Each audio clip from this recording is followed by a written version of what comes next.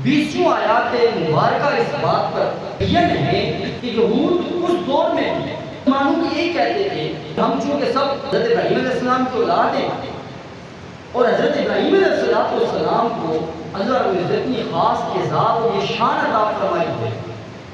جسے اللہ رب العزت نے قرآن میں بیان کیا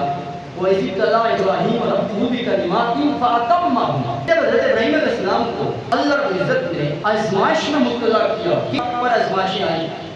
لیکن آپ ہر آزمائش پر پورا اترے اللہ رب العزت نے ہر آزمائش میں پورا اترنے پر اعزاز کیا بچا انی جاعلک للناس اماما انسانیت کی امامت کا تاج اللہ رب العزت نے